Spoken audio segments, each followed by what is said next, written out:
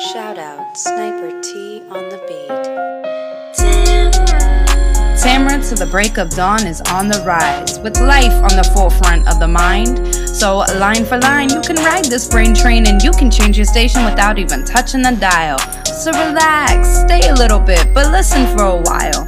And whether you're bumping this in the whip or in a business fit, it's a meeting you won't want to miss. A meeting for a meal to feed the soul with words for the mind. So sit back, enjoy the ride. Time to take off, it's time to fly. Cause Tamara till the break of dawn is on the rise. This episode is going to have very minimal editing, if any, just because, it's so wild even having to record an episode like this, and it's so wild that I can think back, not like specific episodes, but I can just think back to different times I've talked about like just things that have happened with my bio dad or healing I've had to focus on making sure that I got due to an interaction with him, or sometimes I would just get triggered and I don't even know. And I've even talked about how like some of the triggers that I've had with this guy that I like that have not told him, but that's not what I brought y'all here for.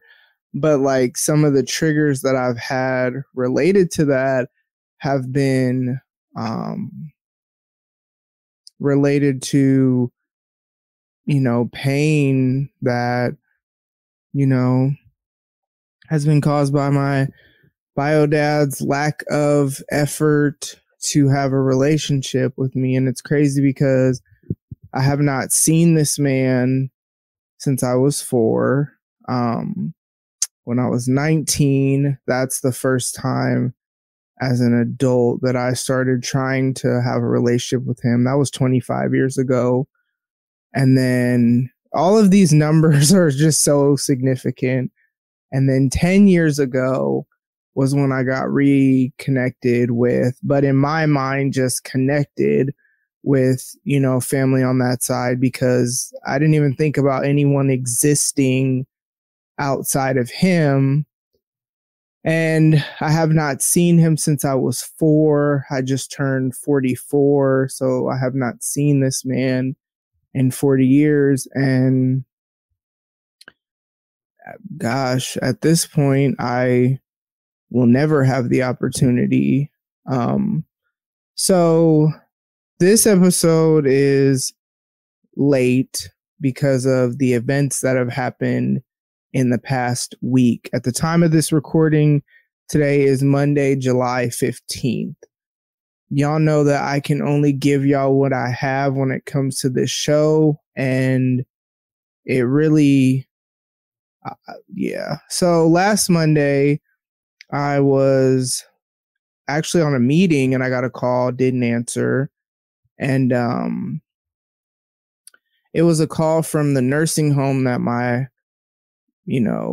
bio dad lived in. And they said that they were like, he wasn't eating, he was dehydrated and all these things. They had left a voicemail and he was refusing to eat, refusing to take his meds and this, that, and the other. And something about chemo was making him weak and this, that, and the other. And so they needed me to give them a call. Now, what's crazy about it is I have not talked to this man since, via phone call since December 2022, but he stopped responding to my text messages in January of 2023 when he became cancer-free. So I had no idea that the cancer had returned. And so I finished the meeting. It's crazy because I was on the meeting and saw the number. I had a feeling it was something related to him because people don't just call me from New York. And I didn't answer though, but I read the voicemail transcript. So I'm on this meeting, got distracted, give them a call back. They tell me that, and they were actually calling to get permission for a medical procedure because I am his only child and he's not married. So at the end of the day, I have to be the one to make that call, especially since they had my contact information. So I gave them permission. That was Monday. And then I just had to process all of that even was a thing. And then I said, okay, tomorrow I'm going to call and talk to a nurse and just kind of get the full effect of what is going on, right? Because that was a huge shock and it rocked me in ways that I really didn't expect. You know, as y'all know that have listened for years, which it's wild to say years, I do not have a relationship with him really. I've talked to him here and there over the last 25 years, but, you know, so I don't know, but I'm guessing that's just due to me having processed a lot of the pain that I had. Like anytime it would come up, I would process it. And so I don't have any ill feelings towards him. And at the end of the day, we didn't have a relationship because of him, not because of me. I was always willing whenever he would try. And so I had to, you know, process it. I definitely cried, of course. And the next day I had said, okay, I'm going to call tomorrow and I'm going to talk to a nurse and figure out what's going on and just the severity of things, because it obviously has to be kind of serious if they're calling me. So I kept trying to call, and it was the weirdest thing because you have to push the extension to the floor that he was on to get the nurse's station to get a hold of anybody. And I would call and push the extension. And it's like my phone wouldn't recognize that I was pushing any number. So that's what happened when I tried to call in the morning. In hindsight, I see that was God's protection.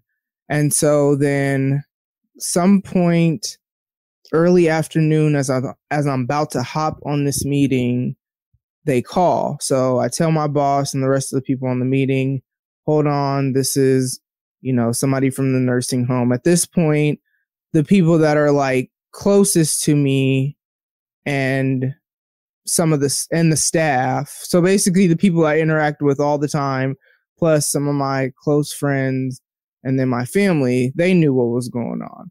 And so they just paused the meeting and didn't even get it started.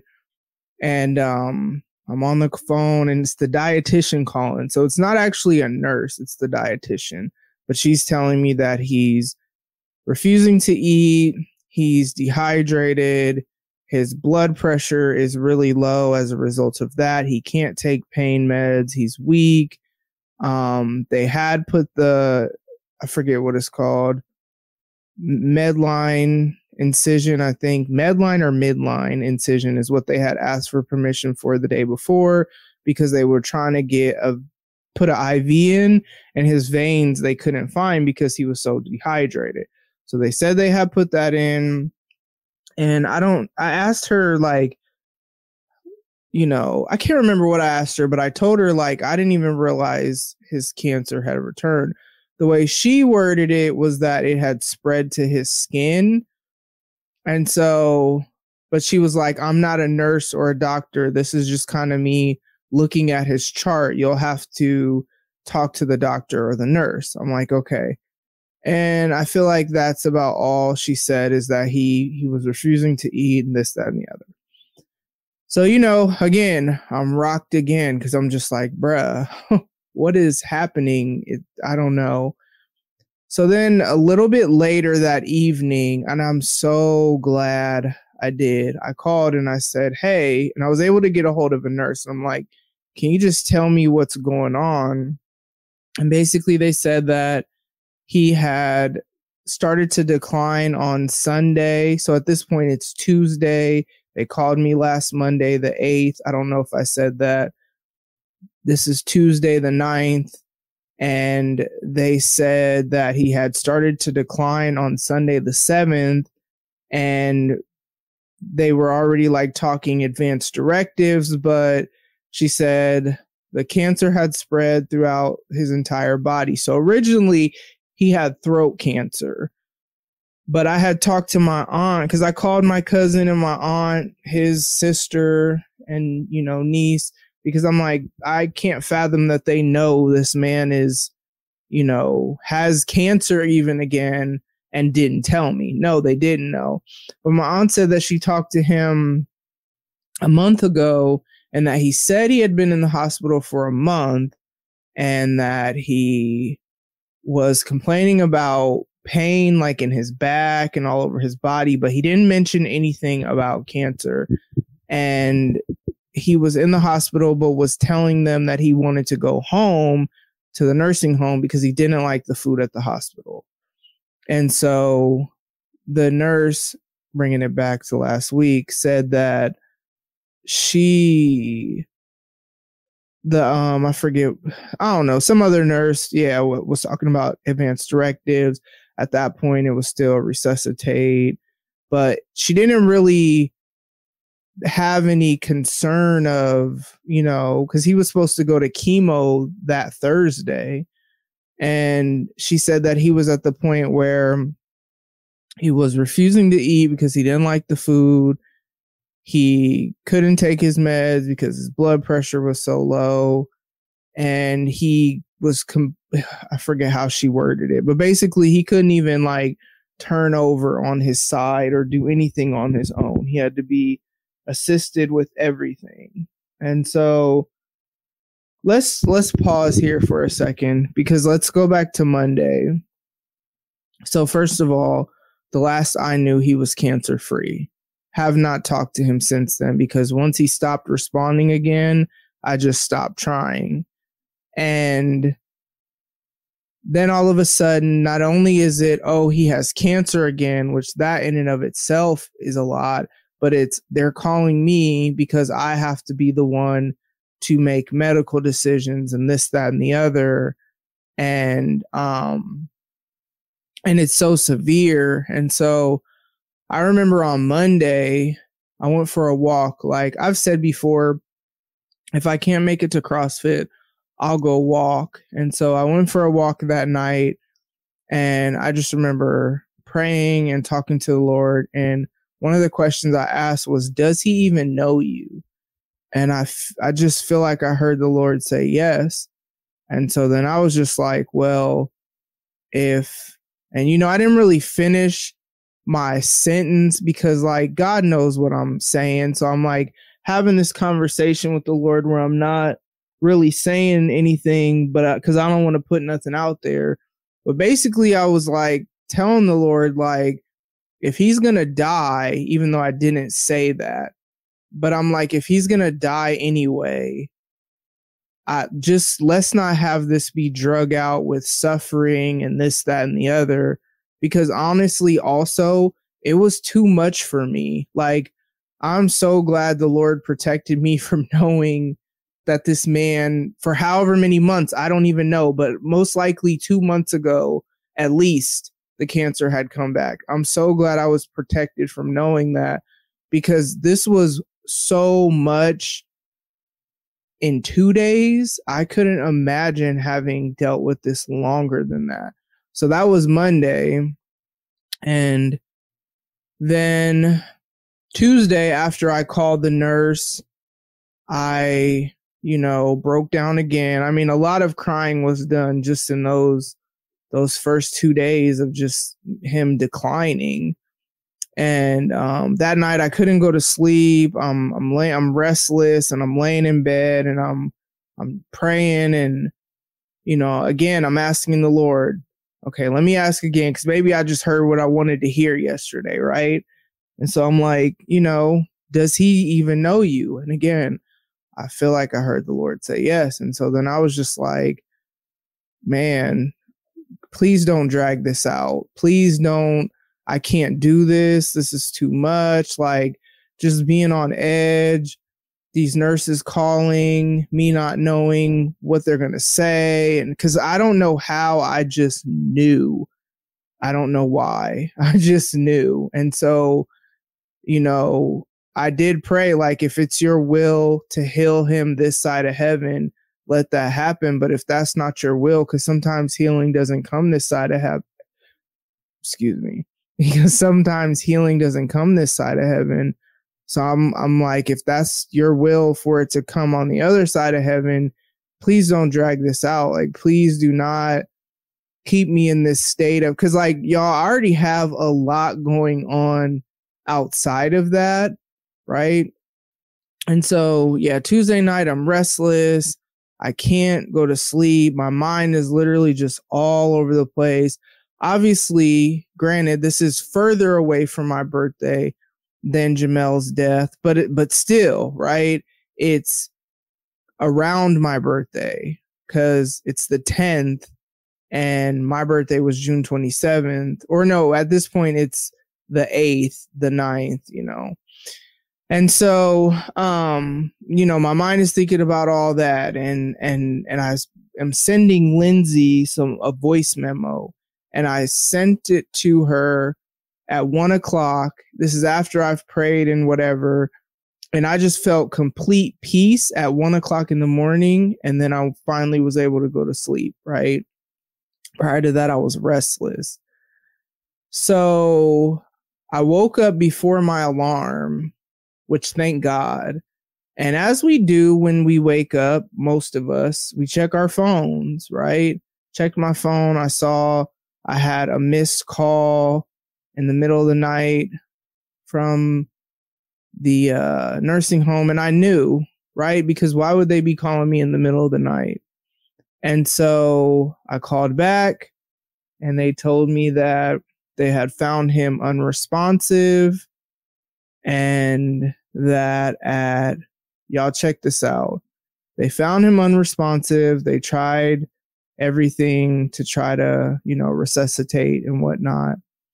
And he was pronounced dead at 1 a.m. my time, 2 a.m. his time. So I was up wrestling and feeling whatever. And it was when they pronounced him as dead that I got peace and was able to go to sleep. So I'm like, okay, thank you. I get up. I go downstairs. I just heard, because, so like I live with, I've told y'all, this family, and I started to like call or text, but something said just go downstairs. And so I go downstairs, and I didn't even make it all the way downstairs. And the wife opened the door, and I was just like, and then I couldn't even bring myself to say it. And she just asked, did he pass? And I don't remember if I said yep or if I shook my head or whatever. And then she just ran up the stairs and hugged me, and I just started bawling. And just, she prayed over me, and I just cried on her shoulder for like a while. And then her husband, because these are like my parents, right? He gave me a hug. I cried on his shoulder too. And then I came upstairs, finished crying because they were leaving to take him to work. But what she said is she heard me up, and she asked her husband, like, who's up? And he was like, Tamra, it sounds like she's on the phone. So then she knew and was like, oh no, we can't leave yet. So I kind of get myself together after I cried for however long. And then I called my cousin and my aunt to let them know. I tried to FaceTime my kids, you know, because I had been texting them updates prior to that. But when you're telling somebody died, you don't want to text that.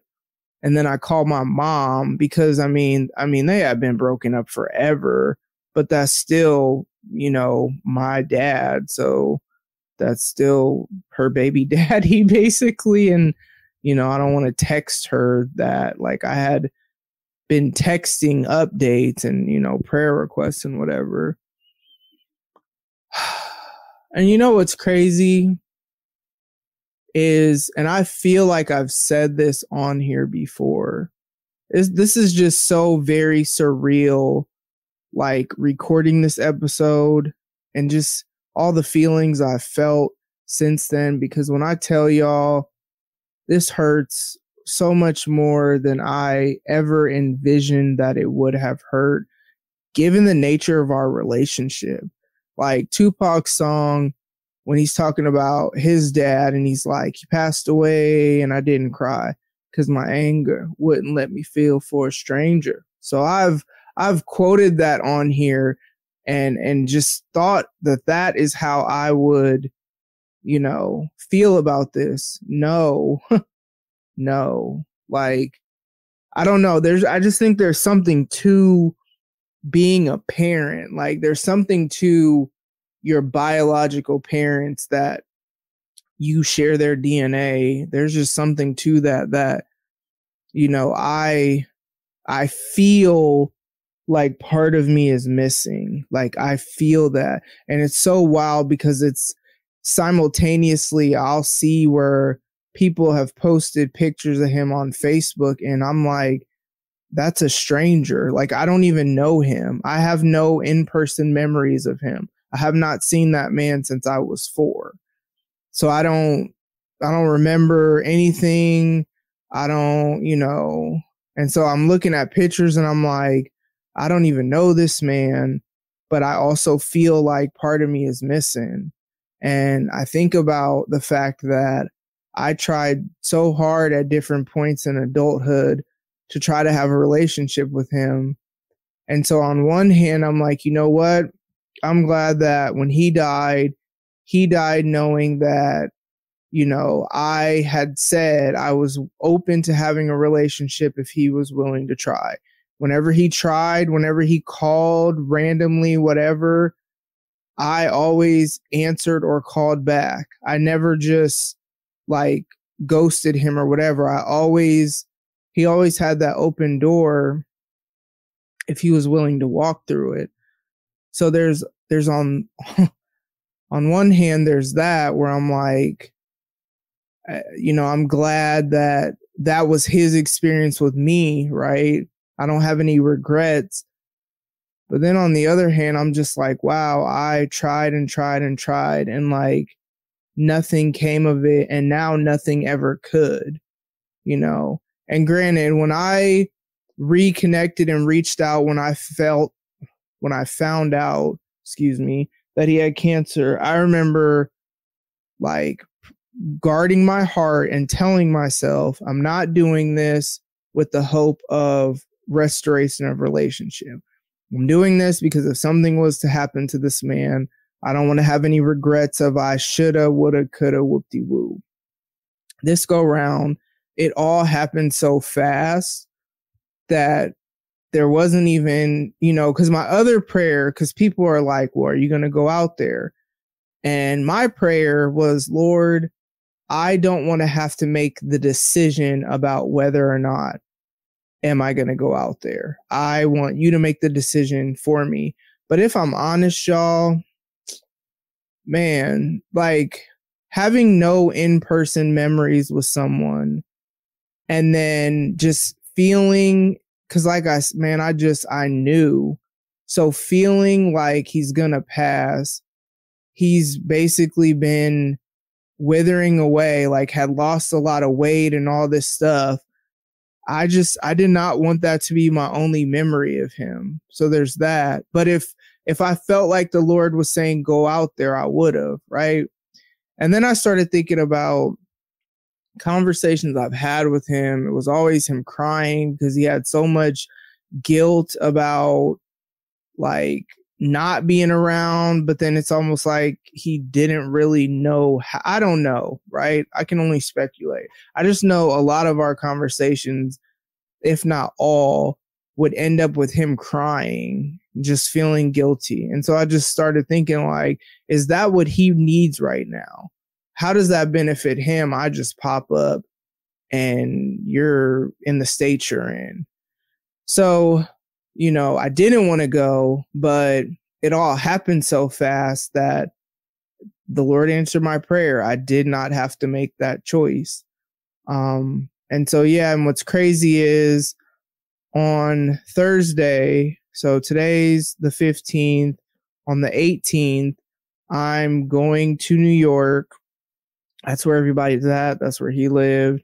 And I'm going to go to the celebration of life ceremony that they're having on Friday. And what's wild about that is I will be able to meet, because that's how it feels to me, but reconnect for those that remember me with family that I have not seen in 40 plus years. And it's wild. There's like so many just ways that I see the Lord continues to go before me, even though he already has, because December 2022, what's wild is that last conversation that I had with him when we got off the phone. As we were getting off the phone, he said he was going to call me back. He was starting to feel tired, and it was a sacrifice for him to talk to me. He had throat cancer only at that point, tubes in his throat and all that. I could hear the struggle. But we talked on the phone for a while, and it was the best conversation I've ever had. I heard things from him that I will always remember, one of which was, "I'm so glad you're my daughter." Like, that's one of the last things that he said to me. But I remember we got off the phone, you know, the Lord told me that was going to be the last time I talked to him. So I honestly thought he was going to die then. And then when he didn't, I was just like, oh, well, maybe it's just that we're not going to talk again, you know, because then he became cancer free. God, in his kindness, in his just kindness, it's not like I wasn't processing my heart prior to the past 9+ months, but the past 9+ months that I've really had to dig into what was in my heart, not what is in my heart in regards to the good Lord, the guy that I have feelings for. As I've had to dig into that, and as things would stir up and triggers, and then I would have to process, you know, the pain for my bio dad. I'm so grateful for that. It makes this guy even that much more of a gift, because was there no him and just how good he is to me? And so that's what forced me to have to like process, because it's like, you have no reason to be feeling this way. What's actually going on, right? Then you follow it back to the root. Had there been no him, I wouldn't be as free as I am. And so it's such a wild time. Like, it hurts so bad, man. And like, grief just comes out of nowhere. Like, I'll be just sitting there, or I don't know, driving or trying to work or whatever, or in the middle of a meeting, and grief will just, you know, and sometimes it feels like I'm drowning, you know, and then that's when I have to take cry breaks. And so I'm very grateful that I'm very in tune with my feelings and emotions, and have got to a place where I don't try to stuff my feelings or emotions. If all I can do is cry just to release it, then that's what I do. I'm very grateful. I'm at a point where, like, it's funny, around my birthday when I was celebrating, and it's not even like I drink all like that, but I had a few drinks on different days. I'm very much a person, though, when I'm going through it, I intentionally do not drink. Why? Because I don't want it to be at all remotely that I become dependent on something else, when I really need to be going to the Lord to process, my pain. Like, yeah, it's painful, man, y'all. It's wild, because it's not like I haven't experienced loss, right? Because the girl's dad, prior to this, the girl's dad was the closest loss I've ever experienced. And what's crazy about that is they had a way closer relationship with their dad than I did. And so it's like me thinking about what they felt but not just what they felt, but at their young ages, feeling like a part of them is missing and probably not even really understanding or fully grasping because they were like 11 and 13. So like, it's crazy. Like, yeah. So, and it's wild because the week prior to that, like my birthday week, man, it was such a great week from the 27th to the 6th, I think it was. Like on my birthday, after we had this meeting, some of us went out and, you know, had food and whatnot after the meeting.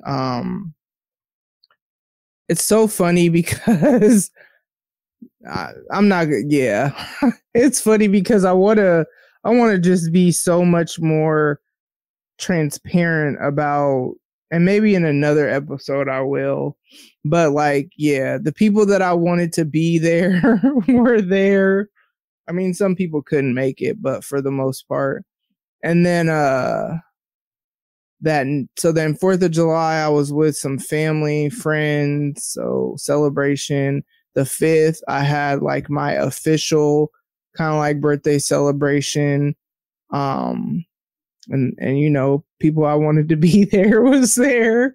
And then on the 6th I went, the same family that I was with on the 4th, I went to their house on the 6th to celebrate the husband's birthday. And we kind of laughed because I saw them the 4th, the 5th, and the 6th. And like his birthday is July 8th and my birthday is June 27th. So normally I don't celebrate my birthday that late to where it's boom, boom, boom, or we just doing it big.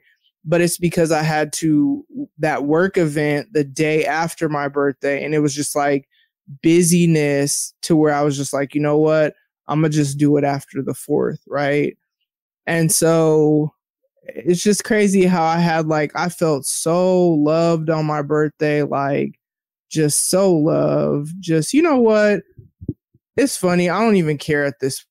Nah, I gotta. Yeah. It's so crazy though, because I had a conversation with somebody. It was actually the day before I got the call about my dad like declining in health. So he hadn't passed yet, but it was that Sunday before I had a conversation with somebody about this guy, and like he kind of peeped it and whatever, and I made the decision in my heart that I was going to tell him, mainly because if I told this person, you know, I don't know whether he'd tell him or not, but like they're really, really close. And so I just felt like, and it's a long story how I ended up telling him, but I really felt like I was supposed to. And so after I had that conversation with him, I was like, okay, well, I have to tell him. And then the next day I got the call about my dad, and it's just been whatever since then. But I definitely either while I'm gone or after I get back, I just feel like it's time to say something. Whatever happens on the other side of it, it is what it is, you know, because you don't really know until you know. But it's so interesting. So like, just based on the way things went, just my birthday and, you know, other celebrations and this, that, and the other, I felt like I need to say something. And then it's interesting, but it's also interesting because, so basically for 40 years, right? Because there was so much, you know, rejection, so many feelings of, you know, feeling like something is wrong with me because he didn't want to have a relationship. And so much of that shaped my identity, right? It's crazy though, because since my dad's passing, and the morning of, I went to work, because we have staff prayer. Basically, it's not what it's called, but that's what it is. And I knew they'd pray over me, and I wanted to give the update. Like I've been trying to like control the way I cascade this communication, because I'm so blessed that so many people love me and want to make sure I'm good and this, that, and the other. But then the overwhelming part of that is having the same conversation over and over again. And so when I got there, I basically asked for space to share. So they prayed over me. And one of the things that the person who prayed over me said that has just stuck with me ever since is that I get to fully experience, how did he say it? I get to basically walk in the fullness of being God's daughter or something like that, but like God being my father, because I don't have any other father. Granted, I have a stepdad, don't get me wrong, but it's just different. I know it's different because I feel like part of me is missing, and it's the only connection we have is he's my biological father. That even though what's crazy is I found out that he's really was into photography, which I've gotten really, really into photography. Like when I have the money, I'm going to get a real camera and lens and just start taking more and more pictures just to continue to grow and just create art, right? And so he was into photography. Like Ed developed his own photos and everything, because back in the day they didn't really have all what they got going on now. But there's just something about me knowing that God is my father, like that just, I experience that different now. It just hits different because the reality is I know I am excuse me, I know I am loved by God. I cannot say that that's what I really felt or thought about my bio dad. And so there's just something different. And this is just the importance of fathers in a child's life, especially a girl, and the way that your relationship with your father really shapes the way you interact with men, right? There's just something different in the way that I view myself and the way that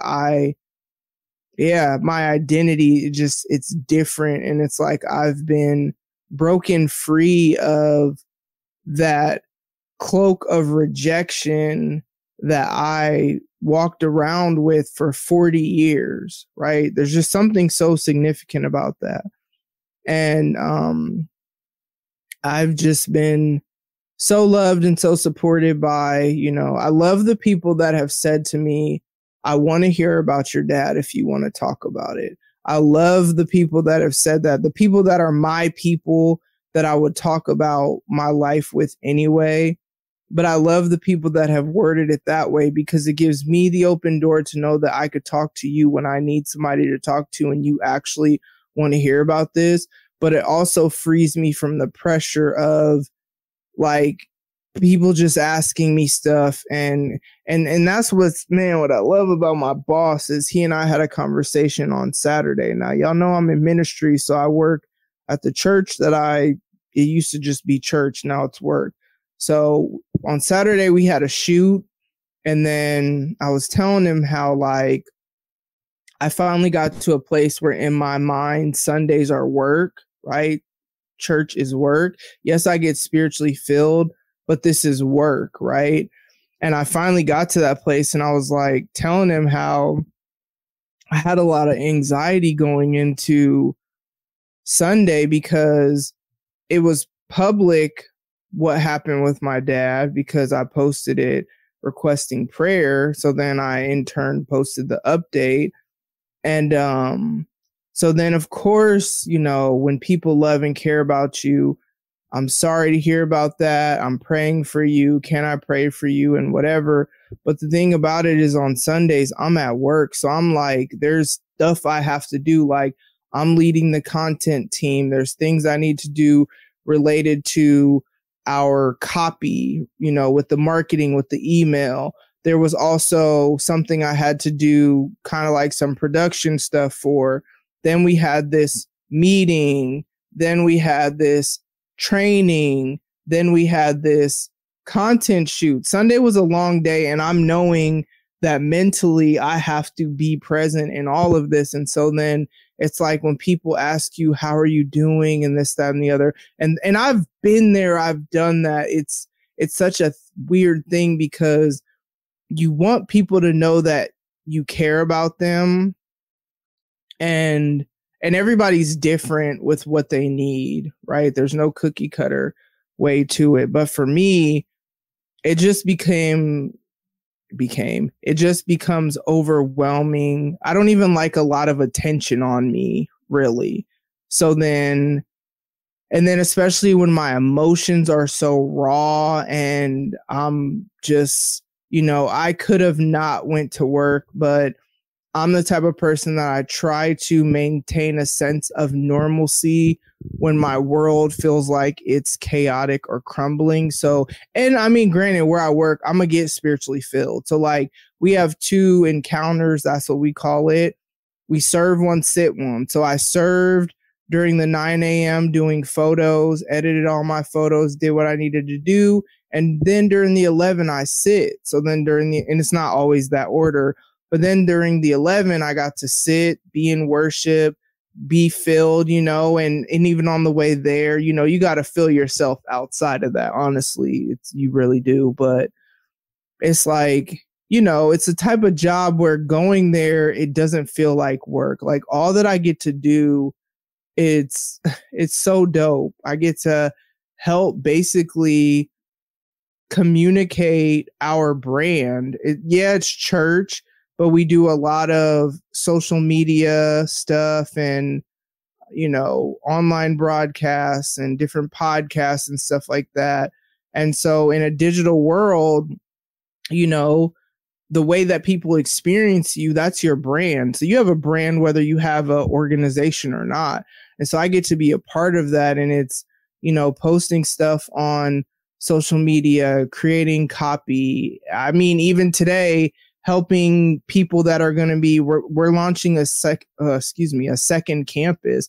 So helping with being basically a brand consultant for like different aspects of that. And then I'm the producer in our content shoots and really just growing in even giving like creative direction, but not necessarily just creative direction because we all play a part in that, but more so like the systems and processes in place that help make that process flow smoothly so that we are all on the same page once we sit down and actually go to do whatever we need to do to create the deliverable. Because sometimes the meeting may have happened before that. In my mind, I will remember just random little things.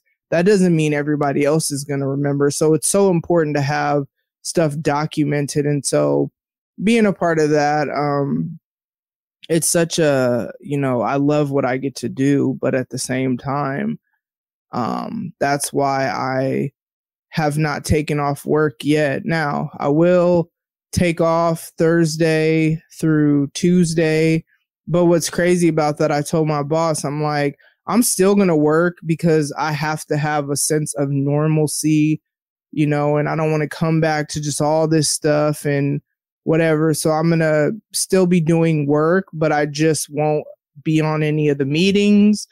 And I will only be accessible to 3 people for work stuff. Him, my other boss, because I technically have 2 bosses. I have the boss that is related to the marketing side of stuff, and then the boss and that's not even the words they use, but for the sake of common language, that's what I'm going to say. The boss that's related to the project management side of stuff, and then there's the encounter director. So myself and the encounter director are the ones that basically lead both areas of the creative team. So those 3 people are accessible to me. I mean, I'm accessible to them if needed for work stuff. Now, that doesn't count for personal stuff because I have personal relationships with all 3 of those people. And so, but, I'm still going to work because that will just, it makes me feel good to still do some normal things. Like definitely, I mean, I did go to CrossFit on Wednesday, day of, because we have staff workout. Didn't really work out much after that at all. And then today I went for a walk, and we'll see what I do tomorrow, even if it's just go for a walk. If that's all I can do, at least I'm doing something. So yeah, man, it's wild. I just think about how many years I've talked about the different things related to him. And I know there's so much more to come, grief, it's a journey. But y'all know what's crazy? What's crazy? I mean, all of this is crazy, honestly, but what's even crazier is that the day that he died, right? July 10th, 2024. July 10th, 2015 is the day that we buried the girl's dad. And so it's just wild. It's just wild. It's wild. I'm so I'm even so grateful that I am an empty nester. Technically, I don't live by myself, but I am so grateful that I don't live with my kids right now, that I really can just focus on me. I'm also grateful that they did not know him. Like, they care more so because of me, right? My son is the most sensitive, though, and internalizes things more than the girl. So he feels for him, but it's just different.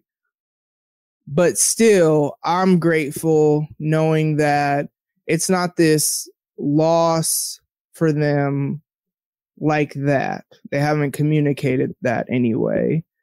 And again, they didn't even know him. Like, never even talked to him.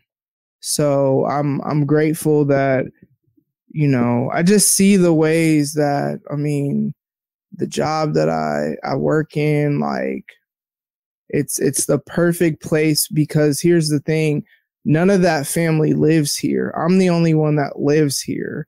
So, but I'm so surrounded by a loving community that I know I'm loved and I know I'm cared for, even though none of them know him. They just know I'm hurting. They just know I lost my dad, and they care, right?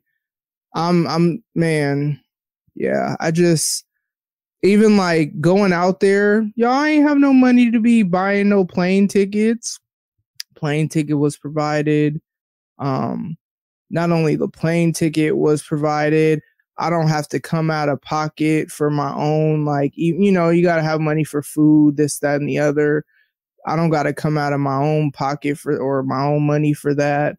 Just, my aunt drove up there from Virginia, or I don't even know if that's where she lives. I think so. But all I know, she drove up there. She's going to pick me up from the airport. And so I was like, well, when are you leaving? Originally, she had planned to leave Saturday, but when I told her I was staying till Tuesday, she extended her trip so that she could take me back to the airport. Now, that's not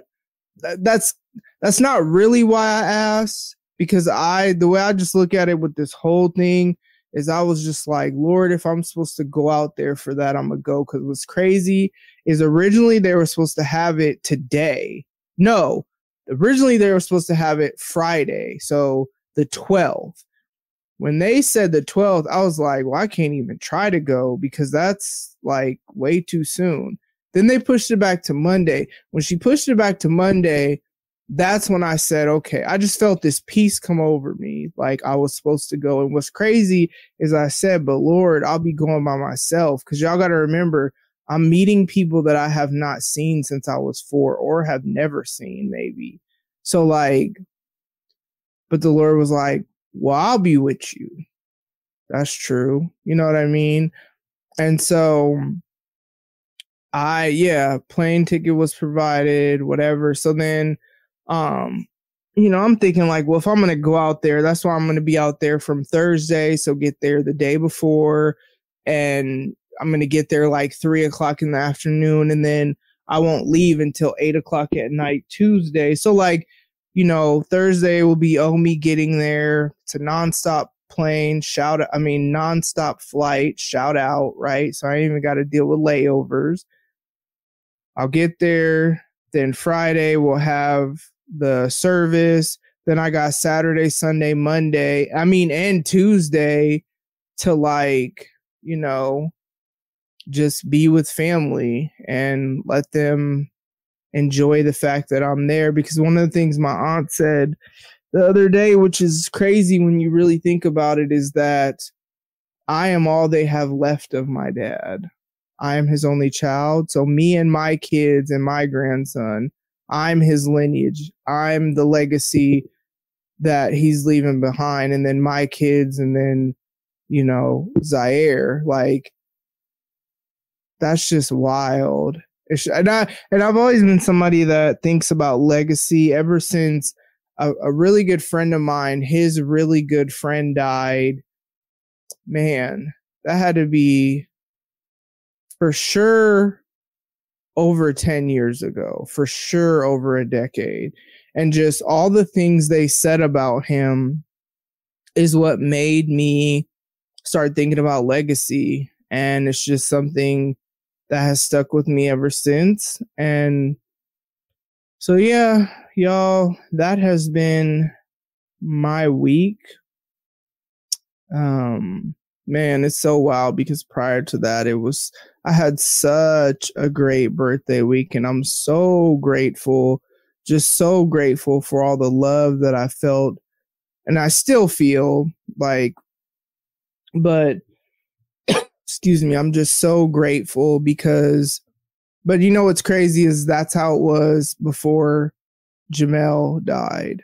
I had a great, I think I had a great 3 days of celebrating my birthday. I was actually still celebrating my birthday when I got the call.